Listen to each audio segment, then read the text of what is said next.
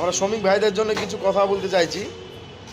যে শ্রমিক ভাইদেরকে নোটিশ করেছে বেলো অফিস থেকে, তো আপনারা কেউ ভয় করবেন না।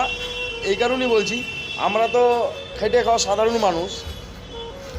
যে একটা বিধায়ক, যে বিড়ি শিল্পপতি, যে জনপ্রতিনিধি, তার পর্যন্ত নামটা বাদ গেছে। আপনার ওপরে একটু নজর দিয়ে দেখুন, তাইলে বুঝতে পারবেন। সে একটা জনপ্রতিনিধি, সে বিধায়ক, সে শিল্পপতি, এক চরিত্র বিড়ি শিল্প, তার নামটা বাদ গেছে। তো আমরা তো চুনামুটি, আমাদেরকে এটা পুরো ব্ল্যাকমেল হিসাবে বাদ দিচ্ছে আর কি। এটা আপনার প্রত্যেকে প্রতিবাদ করতে হবে। প্রতিবাদ না করলে আমাদের সামনের দিন খুব খারাপ আসছে। এটা মাথায় রেখে কাজটা করতে হবে আমাদেরকে। সবাই প্রতিবাদ করতে হবে, যার যেরকম মনে, কেউ সোশ্যাল মিডিয়ায়, কেউ রাস্তায়, যে যেরকম পারবেন প্রতিবাদ করুন এসআইআরের বিরুদ্ধে।